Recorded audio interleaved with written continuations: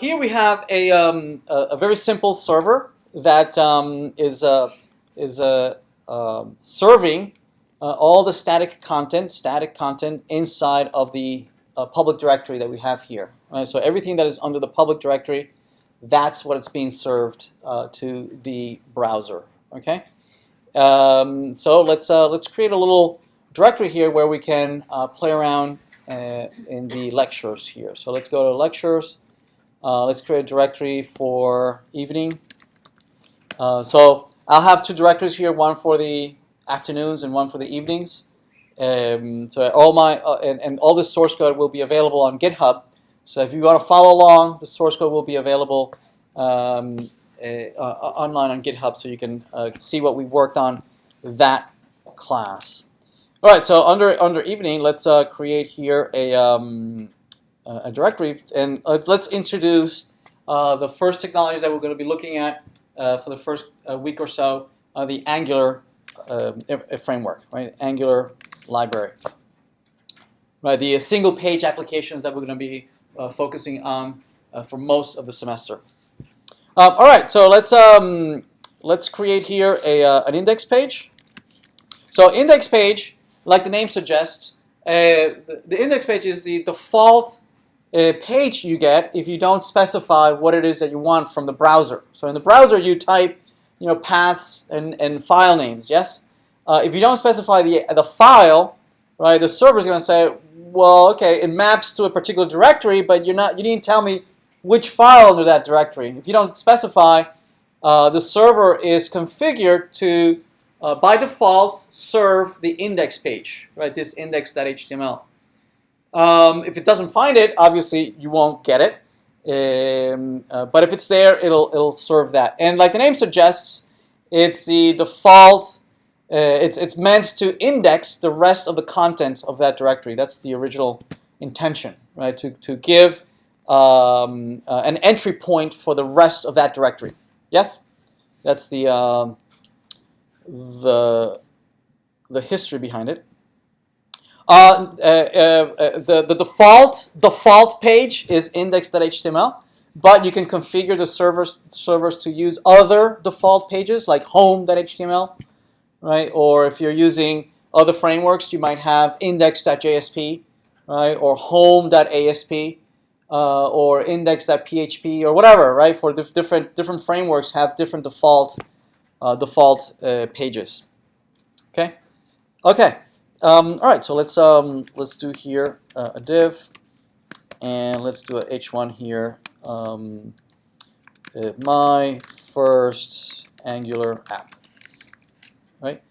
So let's start the server, and the server is listening at port 3000. So I'm going to navigate there. And this will be localhost 3000. So that 3000, notice that I didn't ask for index explicitly, right? But that's what I'm getting, the index page. And it's this index page, right? It's the index page also off of the root of the public directory, which is this index page right here. Okay, webdev course, right? It's this one. We really want this one down here, lectures, evening, index, Angular index, right? So let's go under that would be lectures, evening, Angular, and that's the index page I'm getting. Notice that I didn't explicitly ask for it, but that's what I'm getting, that index page. Everybody okay?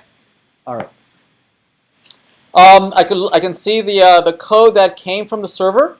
This is verbatim the text of the file that was streamed from the server. That's exactly the same file content of this index page. Yes?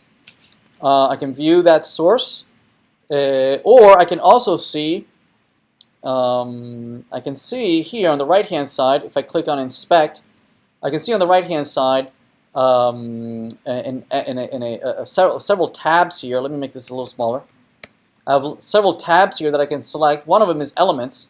So elements is notice that it's a hierarchical navigation here that allows you to navigate through the various tags that we have on the document. See that?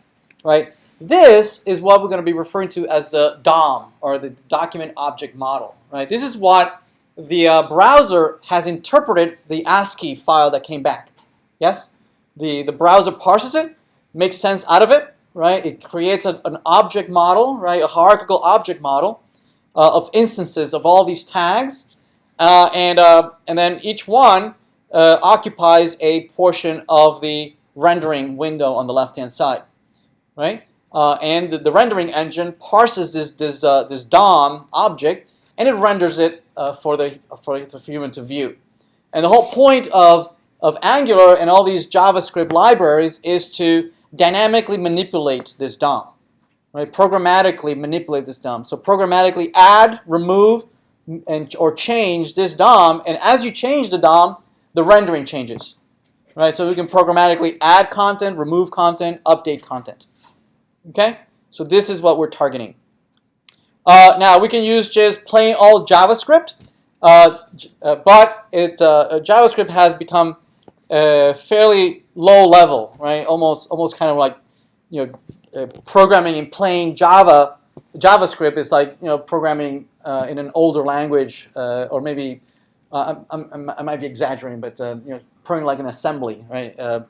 Instead, you have all these very high-level libraries that are out there, right? Starting with jQuery, and then many other libraries that build on top of that, that try to abstract, right, all the low-level DOM manipulation and provide a more high-level object-oriented mechanism, right, to think about how to manipulate this page. Yes, right. So that so we don't have to get our hands dirty manipulating such low-level DOM objects, right? We can do it at a higher level, and that's what Angular tries to do. Right? It tries to make you think about or design your applications in an object-oriented manner, right? In a modular manner that is applicable in larger applications. If you're doing something throwaway, Angular is an overkill.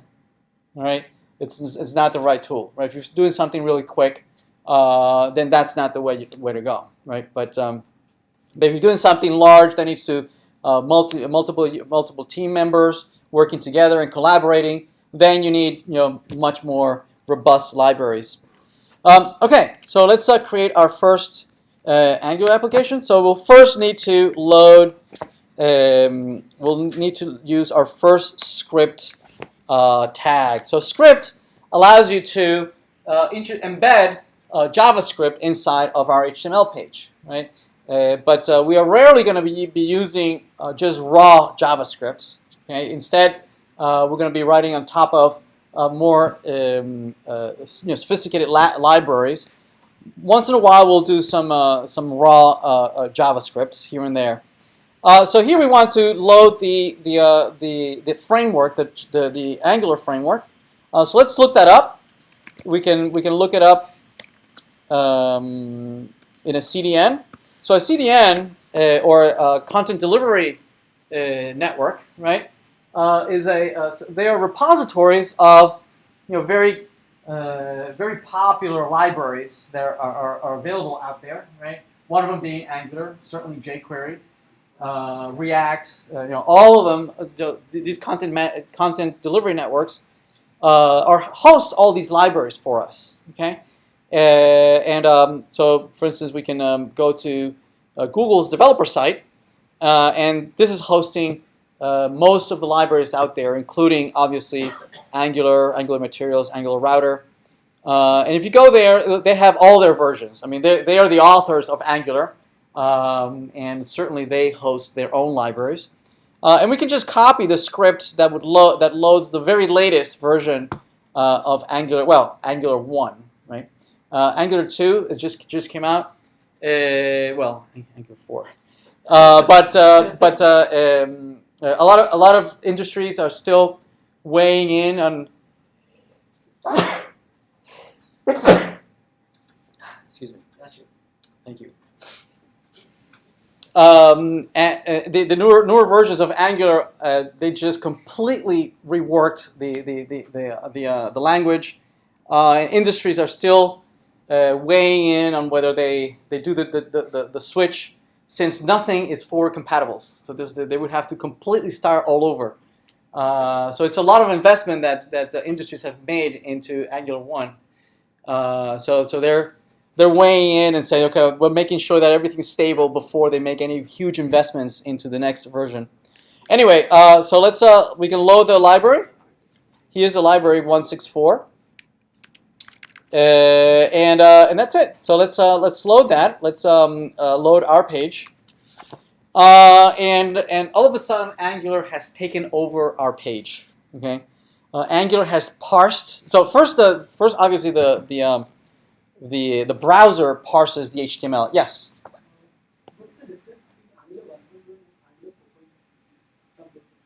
It's mostly marketing, but most of the module side, the components, adding making it even more high level. A lot of performance has been added. A lot of change in the templating mechanism. Yeah. So is it that Angular is No. Two, yes, not one. But I think they've learned their lessons not to make things so drastically. But after Angular 2, they've been making much more efforts in making things backwards compatible.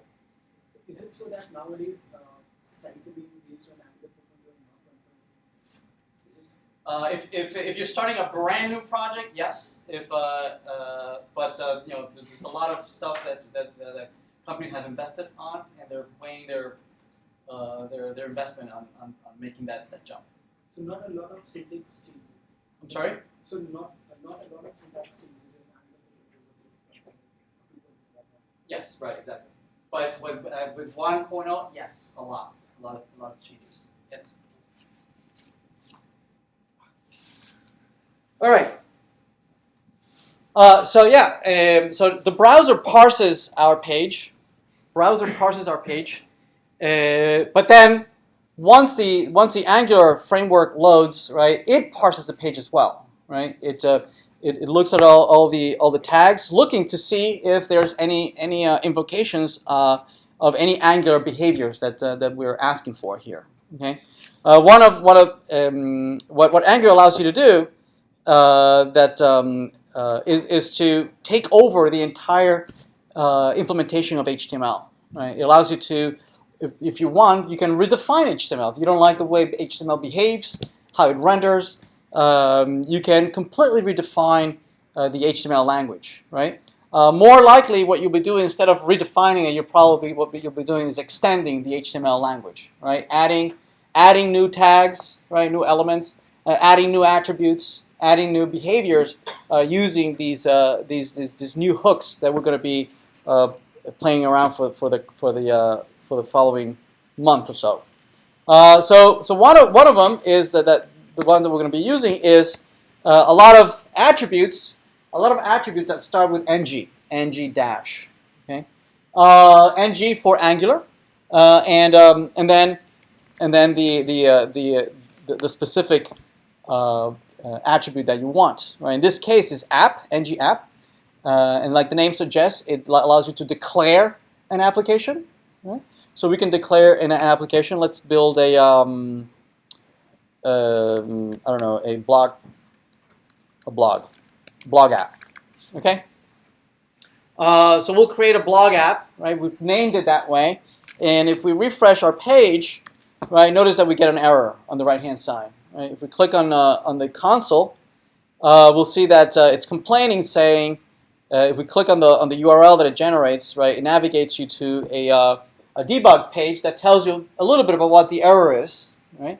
It tells you that that it saw that a particular module called blog app was being referenced, but it can't find the definition. Right? It says I can't find the blog app definition. Right? So already it's obviously parsing the page, looking for all these new attributes, for all these new tags, and behind each one of these attributes there's JavaScript that is associated with this. Right? So Angular parses this page, looks for these attributes, and then runs JavaScript behind the scenes when it finds these attributes. Okay? And we're going to be doing something similar a little later, creating our own tags, our own attributes, and associating behaviors of our own. Okay? And we'll see how they do it behind the scenes. All right, so we've done that. So now we're gonna need to declare that module, right? So let's declare that module. Typically, we're going to be declaring inside of our own JavaScript. This JavaScript here, notice that it references an absolute location on the internet, right? So it's going out to the servers out there, downloading it. You can actually see what gets downloaded, right? If you look at the network, we'll see that this is too big. Sorry. Notice that it downloaded Angular, which is the index page. This is the index page. And the second one, this is the Angular min. See that, Angular min? It's this file we're referring to here, angularmin.js. See that? There it is. Notice that if you try to read it, you'll notice that it's gibberish. Okay, it's not meant to be read by a human being. And typically it's because you have this min here. See that? When files when an application goes out there, it's deployed for production. Typically, all these files are minimized, right, to reduce the size and the time it takes to download these files, right. Also, in that same vein, notice that we're going out to a CDN to retrieve these files, right. Alternatively, we could have saved these files locally on our machine, right, on our servers, and serve those files ourselves, right? We could do that. We could take this and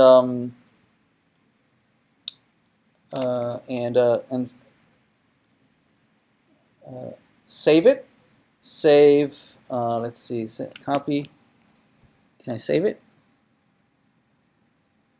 Well, I could take the URL. I can take the URL. I can paste it here. Right, that's the file, right? I could save it locally. I could save it locally to my file and my directory, which is, let's see, it's under Annunziato, NEU, or is it NEU?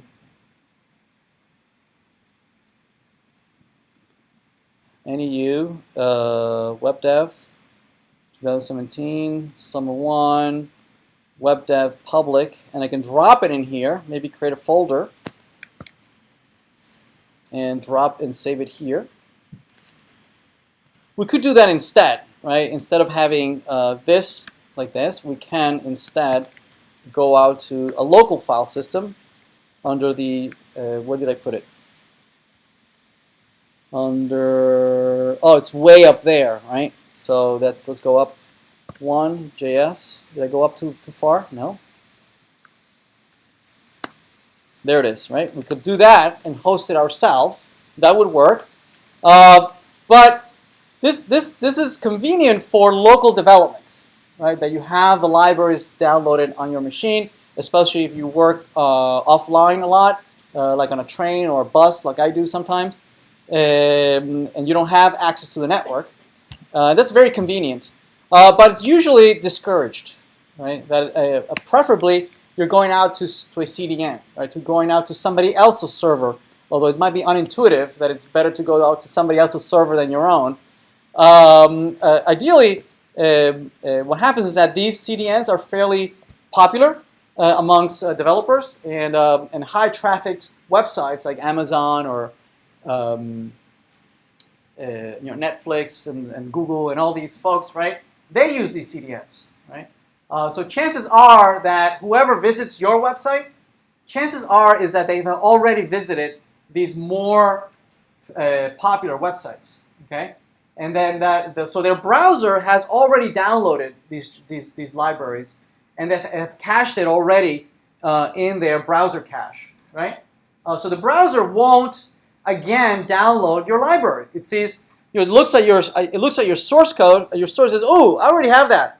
I'm not going to re-download that. I'm not going to waste time and re-download it. I already have it in my cache, right?" But instead, if it gets to you, it says, "Oh, I don't know that file from that server. It must be important. Let me download it," even though it's probably that it already has it in their cache. Yes. So it's actually faster in production to use CDNs. All right. I'm going to use the local version. All right, so app.js. We don't have app.js. Let's implement app.js. And we have it under here. So notice that this is a relative file, right? It's a relative file as opposed to as an absolute file. So let's create the JavaScript here, app.js. This says that it's this file is a sibling of the current file, the index file. Right? It lives in the same location. So there it is, app.js. All right. So in here, what we want to do is use Angular. Right? We want to use Angular to declare this application blog app. Right? And to do that, we use the Angular object. Right? This Angular object is an object that is declared by this library. When this library gets loaded, it declares a global variable, right, called Angular. Right?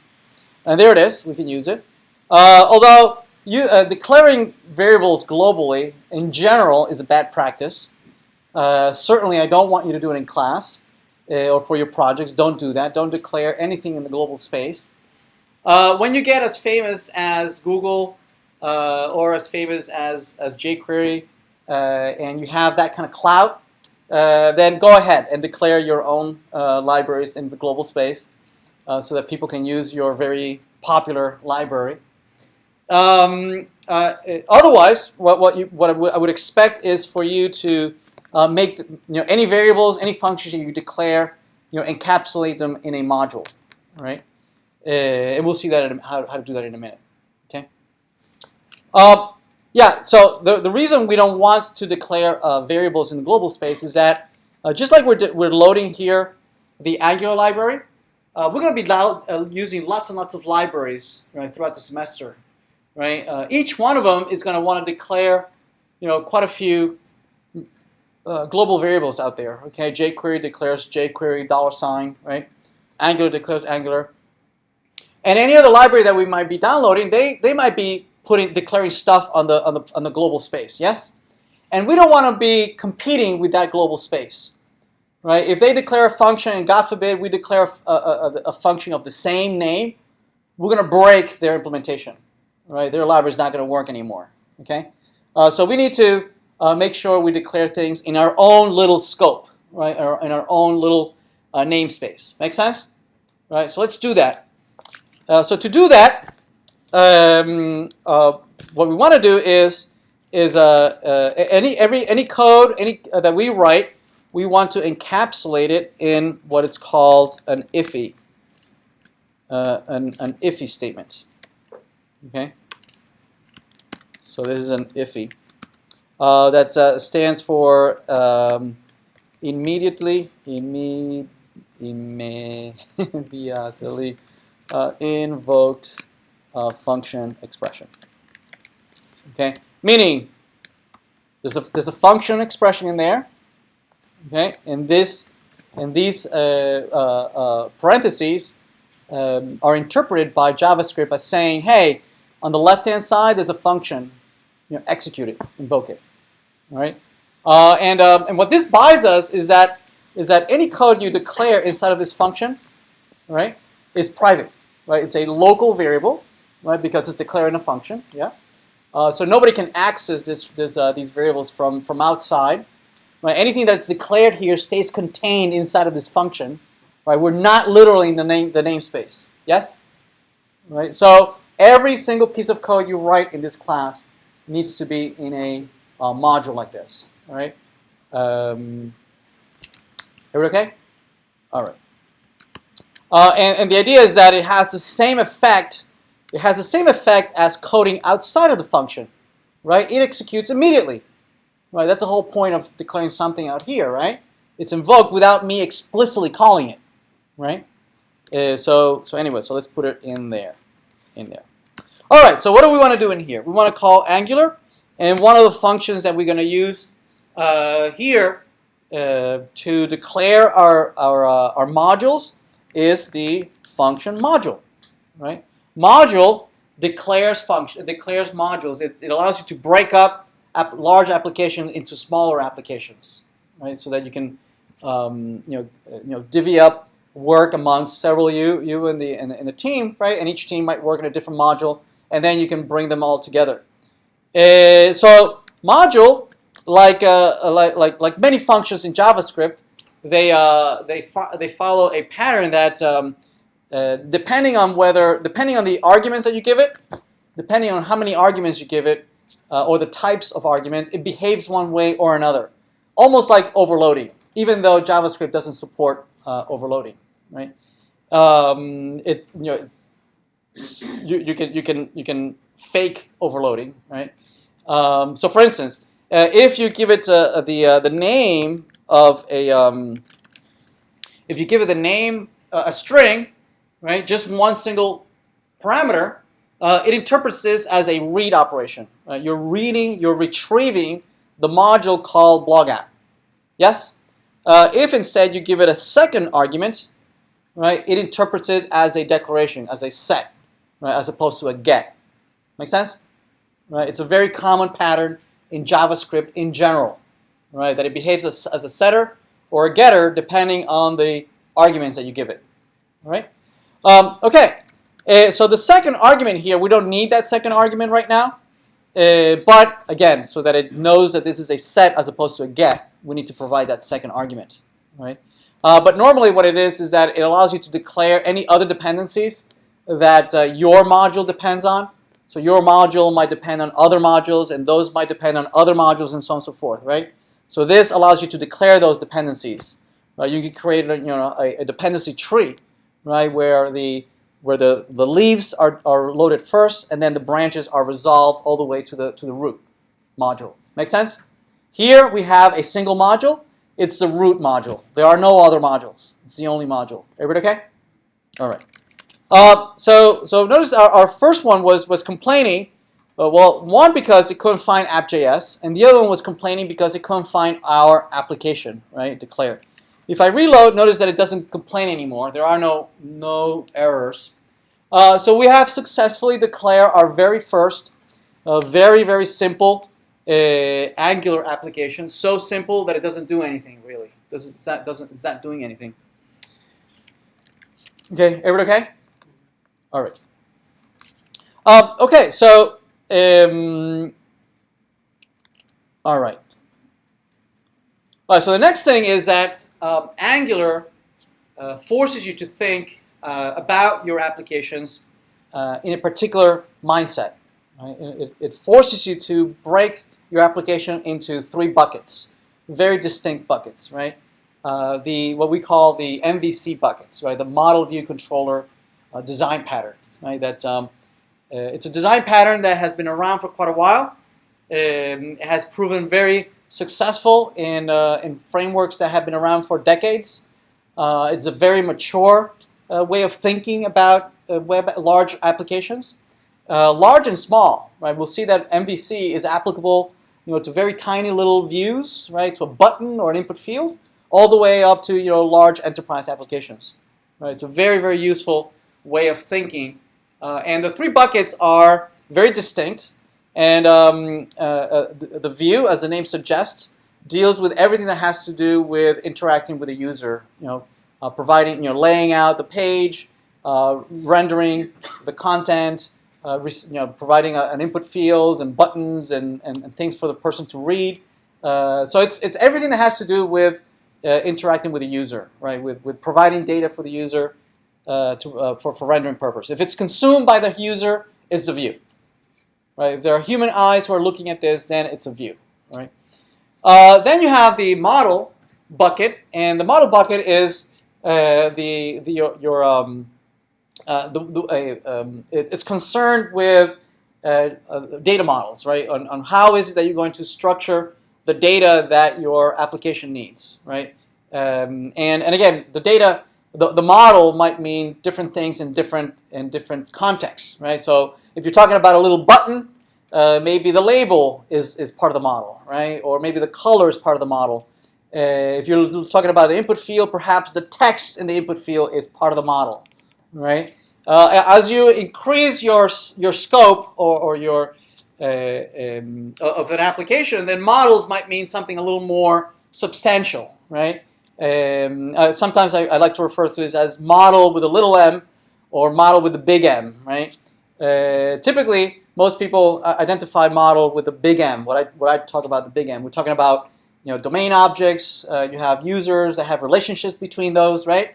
One-to-many relationships, many-to-many things that you typically are going to store in some database, right? With some complex relationships, and perhaps you're going to persist those. You're going to read from a database, have some instances in memory running on some server, right? Some arrays and objects and instances, and you need to be able to capture how those are structured, right? Into perhaps classes and instances of classes and arrays of classes and objects and whatnot, right? So that's typically what people think about model, right? And we're not there yet, right? So we'll talk about that big M a little later, right? We're still talking about little m, right? In the just part of the view, right? The data that the view needs to render, okay? Right, and that's where mostly Angular lives. Right? We can enhance that model in the JavaScript by providing a data model also on the client, right? Which gets closer to our understanding of what a model is. All right, and we'll talk about that as we get further into it. So we have the view, we have the model, and their concerns are very distinct. Right, the model doesn't care how things are going to be rendered, presumably. Right, you have users and pieces of data. They're concerned with collecting data, attributes of particular data types, and those relationships, and how you structure the data in such a way that it's useful for just keeping track of all the data in the system. So that's its concern. The concern of the controller, what sits in the middle, is that it's going to shuffle data back and forth, right? It's going to be listening for incoming events from the view, right? As the user clicks and drags and types and reads and does, and interacts with the system, it generates a stream of events, right? Of clicks and drags and types and things, yes? So the controller is responsible for intercepting all those events, right? And making sense out of them, right? So we'll have a lot of event handlers listening for these clicks and drags and whatnot, yes? And it's its responsibility, its concern is to convert those events, right, into actual actions, right, into modifications of the model, right? If they click on adding a new blog post, right, the controller is going to receive that event, it's going to receive the title and your content of the blog post, and it's going to say, well, I need to put this somewhere. Right, I'll put it in the model. It'll ask the model, hey model, here's a new blog post, right? Store it, save it, right? And the model will structure and put it where it goes, and then it'll provide a snippet of that model to the view. It says, hey view, here's the new data, right? So you can render the new view for the user, right? So you have this cycle, right? User generates events, the controller handles the events, it manipulates the model, right? It generates a new snippet of data for the view, and the view re-renders whatever that new model is. Make sense? All right, so you have the model, the view, and the controller. Okay. All right. So let's declare here. In my first Angular application, let's declare a view. Let's declare a view. Now, in Angular, views typically are plain old HTML ASCII text. Okay, and sometimes they're referred to as templates, and we'll see that why in a minute. And so this is a view. Whatever we put in there is meant for consumption by a human being, right? So that should go in the HTML. That's the only thing we have for rendering. Okay. So let's create here maybe. Let's see if it's a blog. Let's give it a title. So this is a blog. And you might have here maybe an input field for the title. So this might be title, and this is an input field for that title. Maybe you have the actual blog post, the body of the post, and maybe you have a text area for that text area. And then you might want to have perhaps a button to actually button to post, right? To post blog. All right. Okay.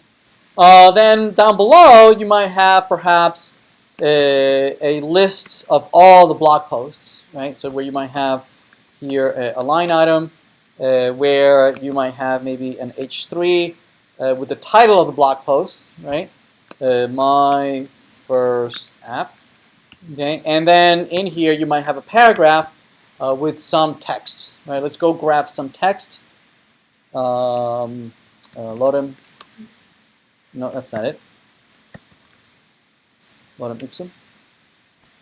Let's grab some dummy text.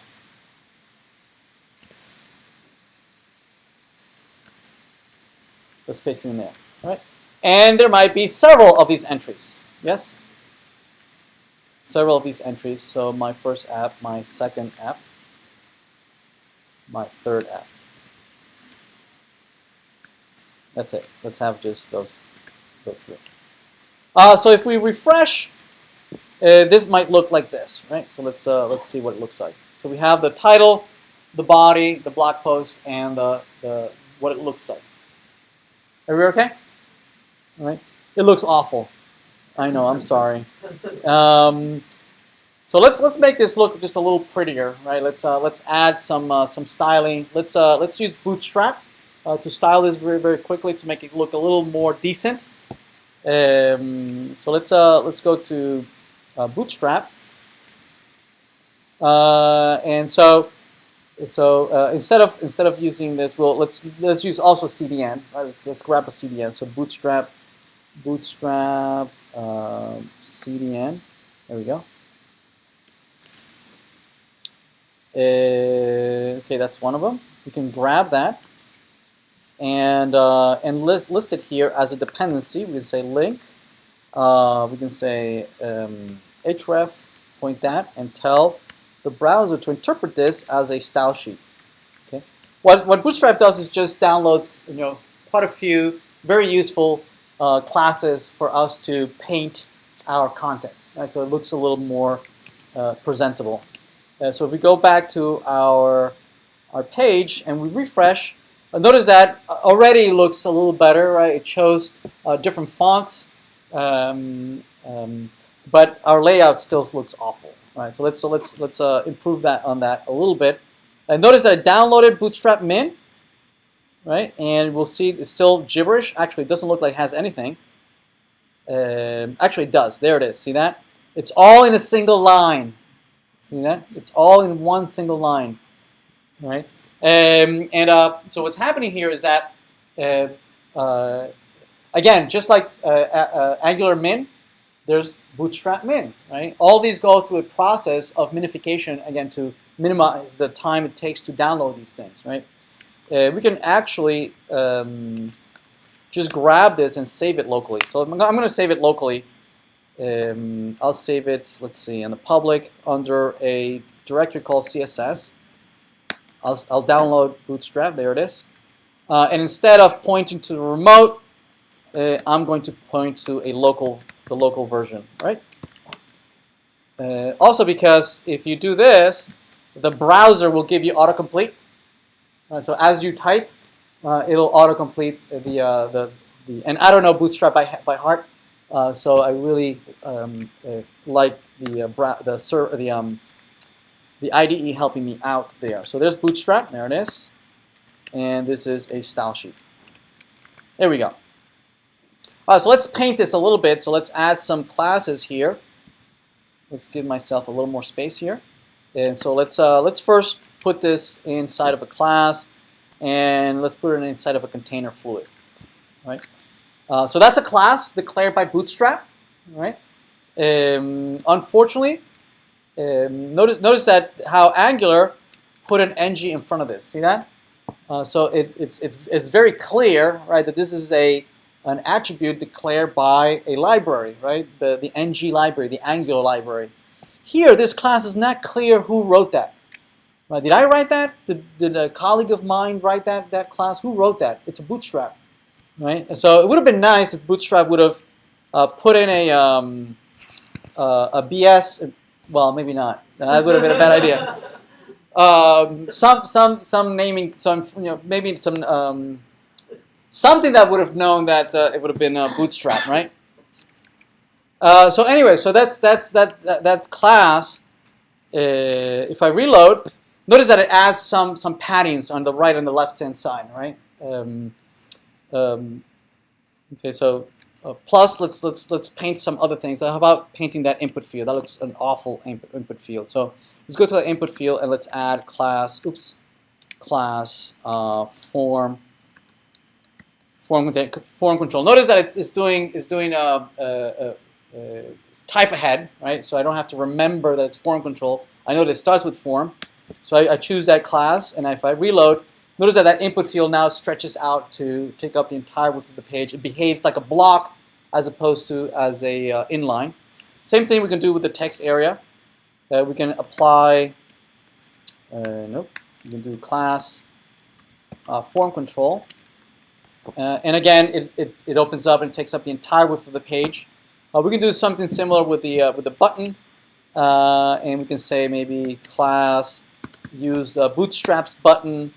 I want it to stretch out, so I want to behave like a block.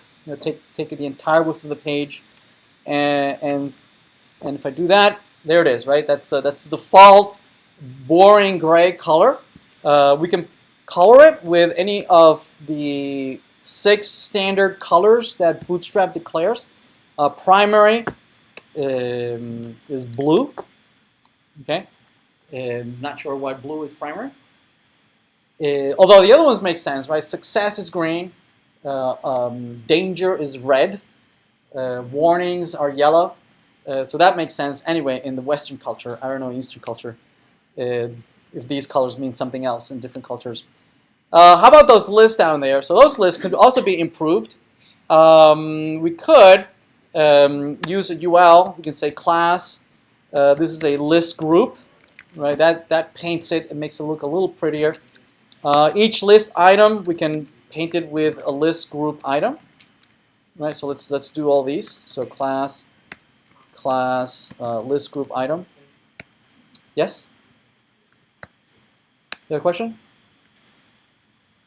And a third one here, class list group item. So if we refresh, okay, this is looking a little better. Look a little prettier. Okay, everybody okay? All right. Okay, so now it's not such a eyesore. All right. So let's go back now to our Angular implementation. Yes. All right. Okay, so here we have HTML that might have come from a designer, right? That might have styled this and says, this is what it should look like. They've done all the work of prepping this, how it should be laid out, how it should look like, and now it comes to us, and our responsibility is to make this for real, right? This is completely static. It's meant for us to make it for real, right? So presumably there'll be an object that contains a title, maybe an array of objects that has at least 2 attributes. One is the title, the other one is the actual content, right? And we want to render it here, right? And somebody has to provide that content. All right, so let's do that. So first of all, somehow we need to tie this data, right, somewhere in JavaScript so we can do something with it, right? Add it to some array, to some model. So to do that, we need to declare this as a view and declare that there is a controller that is responsible for this view, right? The view and the controller are going to work together, right? The view is going to render whatever the controller gives it, right? And the view is going to generate data for the controller and events for the controller to do something with it and manipulate the model, right? So to do that, we can assign a view. We can assign the controller responsible for this view. What's the controller responsible for this view? So we can say ng controller, and this will be blog list controller, right? So this will be blog post list controller. Yes, right? Which doesn't exist yet. It's nowhere to be found. Okay, notice that it complains. It says that, hey, you're referring to a controller that doesn't exist, right? So console says no controller of that name exists. Controller, blah, blah, blah, blah. A controller with name is not registered. So where is that controller? Hasn't been registered. Right. So let's declare our controller. Okay. So the controller can be declared right here. Right. So controller, and then the name of the controller. Okay. So this is getting long. Right. It's almost very hard to read. Right. So what you might see folks do, right, is to do the following: declare app. So grab the application, assign it to a local variable, and then use this app over here. Yeah, you could do that. That would work. I prefer the following syntax, which is equivalent. Everything in one single line. No, not really. So what you might want to do instead is that we can do the following, right? And you'll see this quite often, right? Where you have the same object and then several methods being invoked on that same object, all right? This is a very common pattern in JavaScript. You should become very familiar with it, right? jQuery uses it extensively. It's very, very common that you will see this kind of syntax. So start becoming familiar. Java also does a lot of this as well. And is usually referred to as chaining. You chain all these methods one after another, right? And each method returns an object that can be used in the following call, right? And oftentimes you are asked to create objects that behave this way, right? That support this behavior. Right? This behavior is not free, right? Somebody had to write module so that it returns, right? The angular object so that we can keep calling on that angular object. See that? It's not free. Somebody had to write this, write it this way to support this behavior. Okay? And very commonly, you will be asked, if you become a JavaScript developer, you'll be asked to write modules that support this behavior. Okay? And we'll write some of these here. Okay, everybody okay? All right, so a controller, as the name suggests, is used to declare controllers, right? Here we are declaring a brand new controller, blog post list controller, which is being referenced here. There it is. Okay, and we're providing here a reference to to a function that doesn't yet exist. Let's create that function. Right? So this is saying, hey, that controller, I am declaring it, and I am binding it to an instance, to this particular instance. All right. This function is treated as a constructor, right? Angular will create an instance. We'll use this function as a constructor. We'll create an instance and bind it and make it available to the rest of the world, to the rest of the framework by this name. Anybody can use this name in the rest of the framework to refer to this instance. Everybody okay? Right? So this pattern is sometimes referred to as a decorator. Right? It's decorating this function with this behavior, right? There's a lot of behavior behind decorating it as a controller. Okay, it means that it's now endowed with all sorts of powers, right? It can participate in the rest of the framework because it has been deemed to be a controller. Okay, for instance, it can have bindings back and forth with its view, right? It can talk to a view if that view declares it as its controller. Yes? All right? All right. Okay, so there's the controller. So now this view, this div over here, this div starting here and ending over here is a view that is managed by this controller. Now these two are tightly coupled, right? This is the front end part, the view part, and this is the controller part. Everybody okay? All right. All right. So now these two now can talk to one another, right? The controller and the view can talk to one another, and the way that they talk to one another is through the scope, right? Notice that the controller is declared on this particular div. You see that? So the scope of this controller is only stuff that's inside of this div. Right? Anything outside of this div bless you, is outside of the scope of this controller, right? The scope of the controller is only this div, right?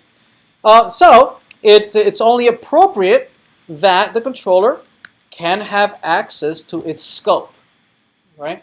This $ scope is a variable that represents any data piece that is inside of the scope. Right now, there's no data. But if there were any data, and we'll add data in a minute, it's accessible through this scope. Okay. One thing that Angular is going to force you to think about is that JavaScript should only work with objects. Right? JavaScript should not know anything about the underlying layout. You should not know anything about classes and styles and elements and attributes. It should not know anything about that. Right? That's the responsibility of the view. The controller should not have to know anything about the view. Right? Their only communication should only be objects, object-oriented communication between the two. So you will never see here in JavaScript anything about knowing about a UL or an LI or a class or list group or nothing. Right? There's only data going back and forth. Right? So, for instance, we can send out the first little piece of information or data. Let's send out a hello. Right? Hello world. Hello world. Okay? Right? So anything that the view declares on the scope or anything that the controller declares on the scope, right? It's double bind. They can both see the piece of information. Right? Right now, it's the controller who's putting data on the scope. Yes? And binding it to a variable called hello. So on the controller, on the view, I could refer to that variable by name.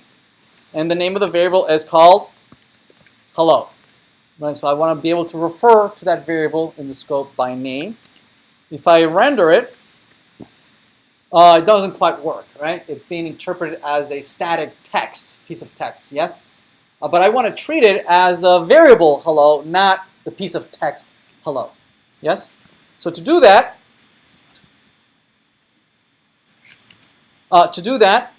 we escape the text by telling it, hey, this is not text, this is a variable, right? This is data that is coming from the controller, right? And the escape sequences is curly bracket. It's a very common character sequence in many other templating engines, right? And here as well. So if I go back and I re-render this, notice that it says hello world, right? That is the text that is coming from the controller, right? And whatever the controller says, that variable is hello world. Right? If I change that and I refresh, notice it says hello world! Exclamation point. Notice that the server has nothing to do with this, right? This is all happening on the client, right? Just as far as the server is concerned, right? The page never changed, right? Index always looked the same. Okay, this is all happening on the. And notice that if I inspect this, right there it is. It's hello world, right? It's just a piece of text. There are no curly brackets here, right? The DOM has been manipulated, right? Has inserted that piece of text. Okay. All right. Everybody okay? All right. Okay. Let's go back here. Let's remove that. So we saw how the controller can generate data. The view can also generate data. Okay. One way that the view can generate data or declare variables, right, is through another ng attribute, right? We don't call them attributes, right? We call them directives. If it's an attribute, these are attributes, right? These are, when we say attributes, we mean the standard HTML attributes. Yes, these use the attribute syntax. Yes, but they're not real attributes. We call them directives. Right? So this is ng model, like the name suggests. Model means data, right? There's some piece of data, and we can declare this to be the title of some blog post. Yes.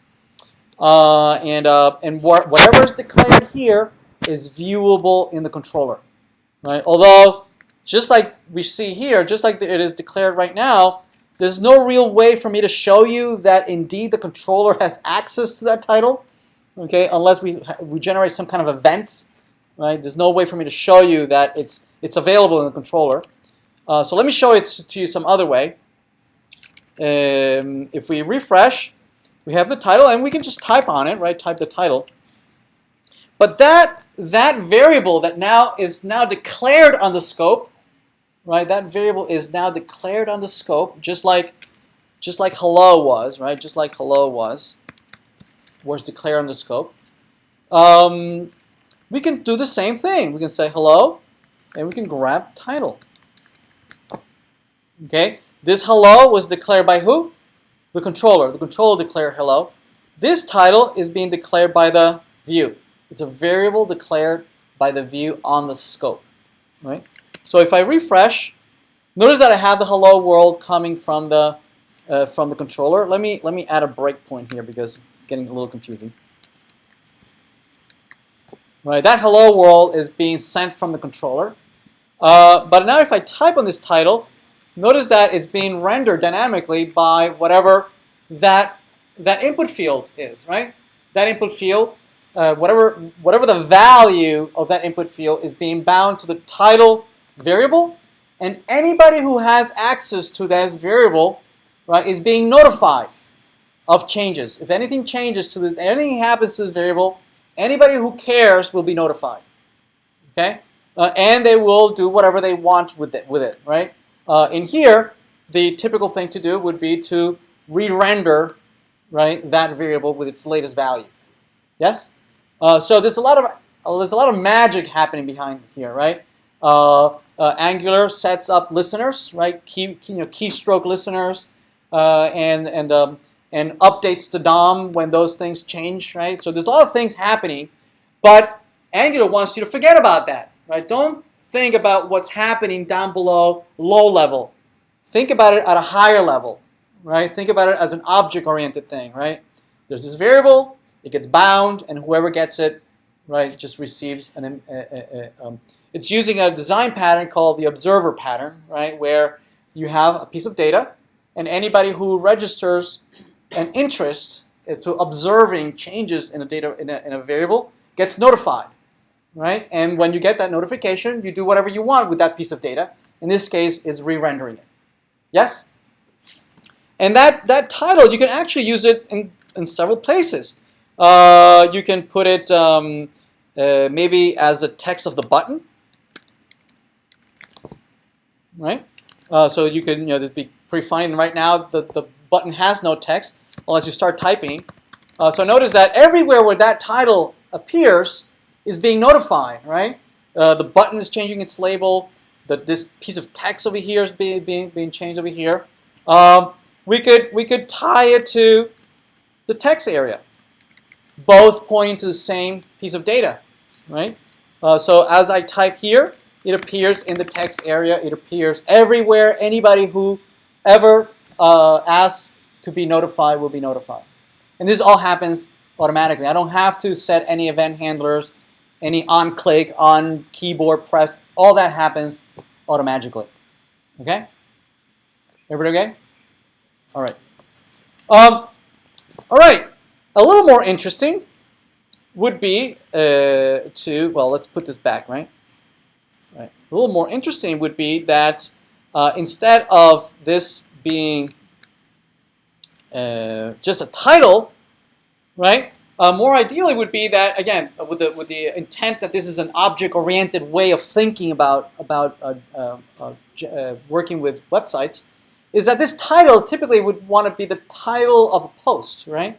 Of some object, some bigger object, right? So this should be an attribute of some bigger objects, right? So for instance, of a blog post, maybe a post dot title, right? Where title is an attribute of some bigger object post. And the text area would be something similar, ng model, right? Post dot maybe the body. Okay, all right. So the way we should interpret this is that the view is declaring of an object post who has attributes title and body, right? And we should be able to render that, right? So render the object that is being generated by the view as a post, yes, right? And we can render that. And if you start typing title, right? Notice that it's being rendered as a fully qualified JSON object, right? A JavaScript object notation, right? This is where oh wait, this is the title, right? And this is the body. Right? Notice that it's creating a fully qualified JSON object with the correct attribute names, right? With correctly quoted and everything, yes. And now we can start thinking, oh, okay, so these are objects, right? And these objects can come from the client, from this view, and eventually we're going to send it over to the controller in a minute, or they could come from the controller, right? Scope dot post, right? We could start. We could say title.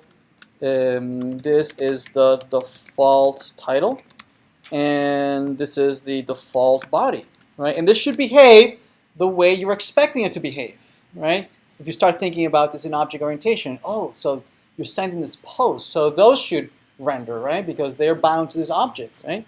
So this is the body from the controller, right? So if I re-render it, notice that indeed, right, the controller is setting the post object, right, and it's being rendered as part of the text here and also of the attributes of this object. You see that? So there's double binding. So it could be either the view starts off and manipulating it, or the controller starts manipulating it. That's what we refer to as a double binding. Everybody okay? Yes. I ask a question. Yeah. So if you go back to the script.